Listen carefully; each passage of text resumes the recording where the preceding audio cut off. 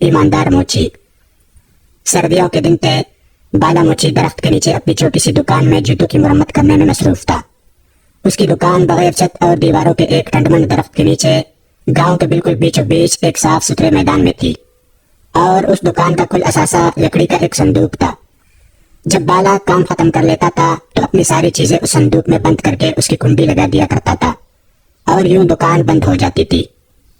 दोपहर का वक्त हो गया था और सर पर सूरज भी चमक रहा था, मगर बाला फिर भी सर्दी महसूस कर रहा था। उसने ऊन की बनी हुई पुरानी शाल को अपने जिस्म के गिर्द लपेट रखा था। उसके बावजूद उसके हाथ पांव सर्दी से ठंडे हो रहे थे। वो गांव का वाहिद मोची था। गांव के सब लोग अपने फटे पुराने जूतों की मरम्मत उससे ही करवाते थे, इसलिए उसको खाली बैठने की जरा भी फुर्सत नहीं मिलती थी और वो सुबह से शाम तक अपने काम में ही लगा रहता था। बाला था तो गरीब आदमी, मगर उसमें लालच नाम की कोई चीज भी नहीं थी।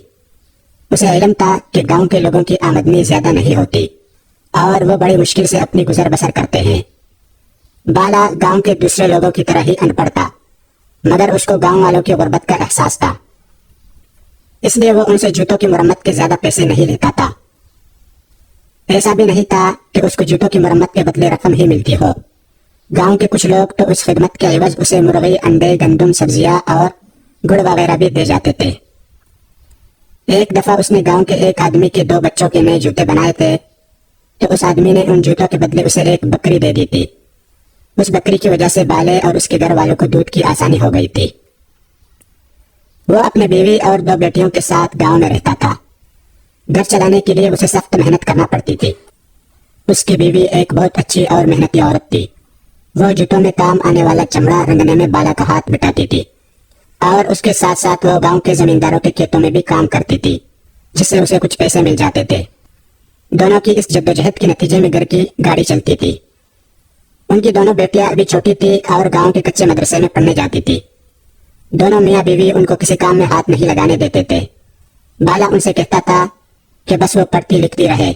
उसके बावजूद दोनों लड़कियां घर के मुख्तलिफ छोटे मोटे कामों में लगी रहती थी, जिसकी वजह से बाला की बीवी को बड़ी आसानी हो जाती थी। बाला के घर की एक मुद्दत से मरम्मत नहीं हुई थी। उसके घर में 3 कमरे थे और उनकी छतें बोसीदा हो गई थी। बारिश होती थी तो पानी कमरों में टपकने लगता था। बाला ये सोच सोचकर परेशान हो जाता था कि अगर सर्दियों में बारिशें शुरू हो गई तो क्या होगा। उसने पैसे जमा करना शुरू कर दिए थे ताकि बारिशों के होने से पहले ही घर के छतों की मरम्मत करवा ले, मगर अभी उसके पास बहुत थोड़े पैसे ही जमा हुए थे। वो इस मकसद के लिए अब सूरज गुरूब होने तक काम में लगा रहता था ताकि कुछ फाजिल रकम हासिल हो जाए जो छतों की मरम्मत में काम आए। थोड़ी देर ही गुजरी थी कि उसकी बीवी उसका खाना लेकर आ गई। वो अपने साथ टीन का एक बड़ा सा डब्बा भी लाई थी जिसमें उसने लकड़ियों से आग जला रखी थी। बाला बीवी को खाने को और आग के डब्बे को देखकर खुश हो गया। बोला, बाली खुश रह, तूने तो कमाल कर दिया। तुझे कैसे पता चला कि मुझे सर्दी लग रही है? बाली अपनी तारीफ सुनकर शर्मा गई। खुश होकर बड़ी प्यार से बोली, बाले जैसे सर्दी यहाँ है वैसी सर्दी घर पर भी है। मैंने सोचा कि तू सर्दी में काम कर रहा होगा, इसलिए मैं डब्बे में आग जलाकर ले आई हूँ। ये कहकर उसकी बीवी ने खाना खोलकर उसके सामने रख दिया और बोली, बाले तू खाना खा, मैं घर जाती हूँ। दोनों बच्चियां मदरसे से वापस आने वाली होंगी, उन्हें भी खाना देना होगा। बाले ने कहा, ठीक है तू जा, मगर बाली ये सुन ले कि तू मेरी खातिर बहुत तकलीफें उठाती है। मुझे तो इसका अफसोस होता है कि मैं तुझे कोई सुख नहीं दे सकता। बस तू देखती रह, जैसे ही घर के छतों की मरम्मत हो जाती है मैं फिर पैसे जमा करूंगा और उनसे तेरे लिए सोने की बालियां और हाथ के कड़े बनवाऊंगा। उसकी बीवी बोली, तू हमारे लिए ही तो सुबह से शाम तक काम में लगा रहता है। अल्लाह का शुक्र है कि मैं बहुत सुख में हूँ। हमारी बच्चियां पढ़ लिख रही है, मुझे न बालियां चाहिए और न कड़े। अब तो ओढ़ने पहनने की बारी हमारी बच्चियों की है। बाला सर हिलाकर जग के पानी से हाथ धोने लगा और फिर खाने में मसरूफ हो गया। उसकी बीवी उठकर चली गई। बाला जल्द ही खाने से फारग हो गया और दोबारा काम में लग गया। ज्यादा देर नहीं गुजरी थी कि उसको दूर से बहादुर आता दिखाई दिया। वो बाला के करीब ही एक घर में रहता था और ईंटों के एक बट्टे पर मजदूरी करता था। उसके हाथ में एक तेला था। करीब आकर उसने वो तेला बाले के लकड़ी के संदूक पर रख दिया और खुद जमीन पर आलती पालती मारकर बैठ गया। बाले ने वो जूता जिसकी वो मरम्मत कर रहा था एक तरफ रखा और बोला, बहादुर भाई कैसे आना हुआ? بہادر نے دھیرے سے کہا، پرسوں دوسرے گاؤں سے لڑکے والے شادی کے لیے میری بڑی لڑکی کو دیکھنے کے لیے آ رہے ہیں، اس لیے جوتے مرمت کروانے کے لیے لایا ہوں۔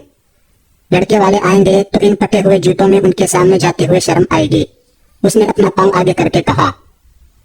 بالے نے دیکھا اس نے جو جوتے پہنے ہوئے تھے وہ انتہائی بدنما اور خستہ تھے۔ بالا نے خاموشی سے وہ تیلا اٹھایا جس میں بہادر مرمت کروانے کے لیے جوتے لایا تھا۔ یہ جوتے بھی نہایت خستہ حالت میں تھے، اوپر کا چمڑا پرانا ہو گیا تھا مگر پٹا نہیں تھا۔ اس نے انہیں پلٹ کر دیکھا تو دونوں جوتوں کے تلے پٹے ہوئے تھے۔ بالے کی تجربہ کار انگلیوں نے جوتوں کے چمڑے کو چھو کر اندازہ کر لیا تھا کہ وہ ہرن کے کال کے بنے ہوئے تھے، جو نہایت نرم، مضبوط اور ہلکی ہوتی ہے۔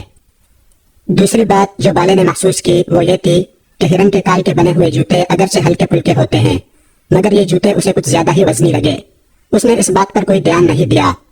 جب بہادر نے جوتوں میں بالے کا انہماک دیکھا تو پریشان ہو گیا۔ اس کو یہ ڈر تھا کہ اتنے خراب جوتے دیکھ کر بالا ان کی مرمت سے انکار نہ کر دے، اس لیے وہ بڑی لجاجت سے بولا، بالے بھائی جوتے بہت پرانے ہیں، ان کو میں نے گھر میں پڑے پرانے سامان سے نکالا ہے۔ یہ جوتے میرے دادا کے تھے اور کسی زمانے میں بہت اچھی حالت میں تھے۔ دادا کے انتقال کے بعد میرے ابا نے پہن پہن کر ان کا یہ حال کر دیا تھا۔ اگر بیٹی کی بات پکی ہونے کی تقریب نہ ہوتی تو میں کبھی بھی ایسے پٹے پرانے جوتے لے کر تمہارے پاس نہیں آتا۔ بس یہ سمجھ لو عزت کا معاملہ ہے۔ بالا اس کی بات سن کر رنجیدہ ہو گیا۔ اس نے کہا، یہ جوتے ہرن کے کال کے بنے ہوئے ہیں اور ہرن کے کال کے جوتے بہت قیمتی ہوتے ہیں، تمہارے دادا تو کافی پیسے والے ہوں گے۔ بہادر نے بڑے فخر سے کہا، وہ بہت بڑے زمیندار تھے، اس گاؤں کی بہت سی زمینیں انہی کی ملکیت تھی۔ ان کے مرنے کے بعد میرے باپ نے ساری زمینیں بیچ کر ان کے پیسے اپنے دوستوں پر اڑا دیے تھے۔ اگر وہ سنبھل کر چلتے تو ہمارا یہ حال نہ ہوتا۔ اس کی شرمندگی محسوس کر کے بالا نے اس کی تسلی کے لیے کہا، تم فکر مت کرو، ان جوتوں کو تو میں ایسا کر دوں گا کہ دیکھنے والے دیکھتے رہ جائیں گے۔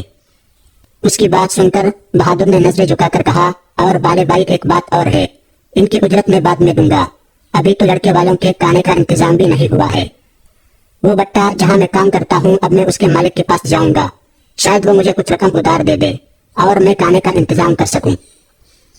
بالے نے کہا، دیکھو بہادر بھائی، جیسے تمہاری بیٹی ویسی میری بیٹی، تم فکر مت کرنا، بٹے کا مالک بھلے تمہیں اتار دے یا نہ دے، میرے پاس چلے آنا، میرے پاس کچھ رقم موجود ہے، بارش میں چھتیں ٹپکنے لگتی ہے، ان کی مرمت کے لیے میں رقم جمع کر رہا ہوں، مرمت تو بعد میں بھی ہو جائے گی، ان پیسوں کو تم بس اپنا ہی سمجھو، تم آرام سے لڑکے والوں کی دعوت کا انتظام کرنا۔ بالے کی ہمدردی اور محبت بھری باتیں سن کر بہادر کا دل بھر آیا اور اس کی آنکھیں نم ہو گئی۔ وہ اسے دعائیں دیتا ہوا رخصت ہوا۔ چونکہ گاؤں کے ایک بیٹے کی شادی کا معاملہ تھا اس لیے بالے نے دوسرے جوتوں کی مرمت کا کام چھوڑا اور بہادر کے جوتے لے کر بیٹھ گیا۔ جوتوں کے تلے تو بالکل بھی مرمت کے قابل نہ تھے، وہ نہ صرف بری طرح گھس گئے تھے بلکہ بیچ میں سے دو حصوں میں بھی تقسیم ہو گئے تھے۔ بالے نے اپنی لکڑی کے صندوق میں سب سے مہنگے والے تلے نکالے۔ یہ تلے وہ گاؤں کے امیر زمینداروں کے جوتوں میں لگاتا تھا۔ اس کے بعد وہ اپنے کام میں لگ گیا۔ شام تک جوتے تیار ہو گئے تھے۔ بالے نے ان پر بہت محنت کی تھی اور وہ بالکل نئے لگ رہے تھے۔ اس نے اپنی ساری چیزیں لکڑی کے صندوق میں بند کر کے اس کی کنڈی لگائی اور بہادر کے جوتوں کا تیلا اٹھا کر گھر کی جانب روانہ ہو گیا۔ اس پوری کارروائی کے دوران اس کے چہرے پر عجیب سے تاثرات تھے اور دبے دبے جوش کے آثار تھے اور وہ بہت سنجیدہ نظر آ رہا تھا۔ اس کے قدم تیزی سے گھر کی جانب بڑھ رہے تھے، ایسے معلوم دیتا تھا جیسے وہ جلد سے جلد گھر پہنچنا چاہتا ہو۔ گھر پہنچ کر اس نے جوتوں کا تیلا ایک طرف رکھا۔ دونوں بچیاں باہر گلی میں دوسرے بچوں کے ساتھ کھیل رہی تھی۔ بالی رات کا کھانا پکا رہی تھی۔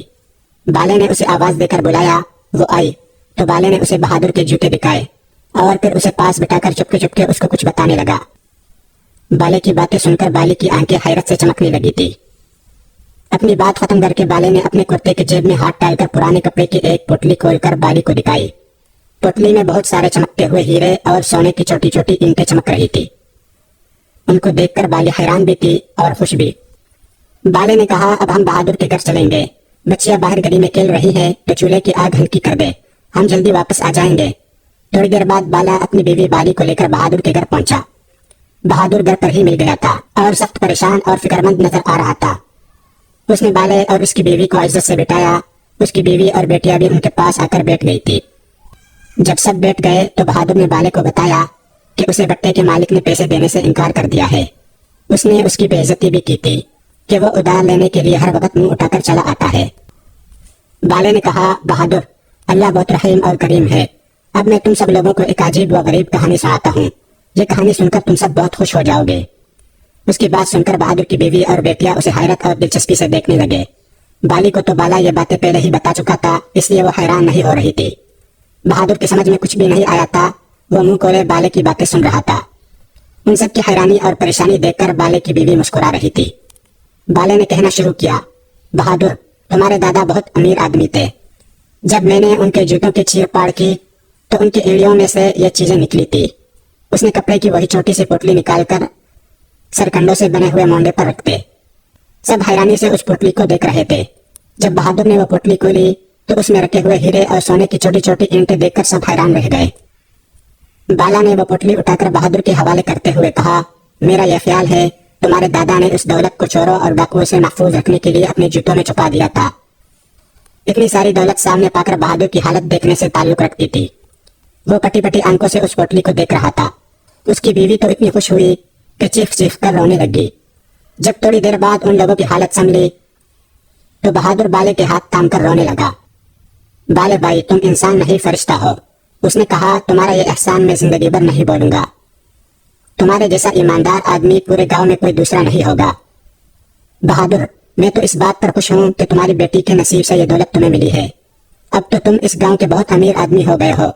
ان چیزوں کو فروخت کر کے ان سے ملنے والی رقم سے پہلے تو بیٹی کی شادی کرنا، پھر کوئی اچھا سا کام شروع کر دینا۔ تھوڑی دیر کے بعد بالا اور اس کی بیوی اپنے گھر جانے کے لیے اٹھ گئے۔ راستے میں اس کی بیوی نے کہا، بالے تجھے یہ ایمانداری کس نے سکھائی ہے؟ تو چاہتا تو اس قیمتی خزانے کو چھپا بھی سکتا تھا، کسی کو کیا پتا چلتا؟ ان کو بیچ کر تو گھر کی چھتیں ٹھیک کروا سکتا تھا، میرے لیے سونے کے زیورات بنوا سکتا تھا، ہم اپنی بچیوں کو گاؤں کے نہیں پڑوس کے قصبے میں کسی اچھے سے اسکول میں داخل کروا سکتے تھے۔ بالا اس کی بات سن کر ہنسا، پھر سینہ تان کر بولا، ہمارے گھر کے چھتوں کی مرمت بھی ہوگی، تیرا زیور بھی بنے گا، اور ہماری بچیاں قصبے کے اسکول میں نہیں شہر کے اسکول میں بھی پڑھنے جائیں گے، اور یہ سب میں اپنے ہاتھ کے کمائے ہوئے پیسوں سے کروں گا۔ اس کی بات سن کر بالی کھل اٹھی اور بولی، میں اور میری دونوں بچیاں بہت خوش نصیب ہے، مجھے اتنا اچھا شوہر اور بچیوں کو اتنا اچھا باپ ملا ہے۔ اپنی تعریف سن کر بالا شرما گیا تھا۔ بیوی سے اس شرم کو چھپانے کے لیے جھوٹ موٹ کے غصے سے بولا، بالی ذرا تیز چل، مجھے بھوک لگ رہی ہے، گھر جاتے ہی کھانا کھاؤں گا۔ بالی سمجھ گئی تھی کہ اس کی تعریف سے بالا شرما گیا ہے۔ وہ مسکرائی اور تیز تیز چلنے لگی۔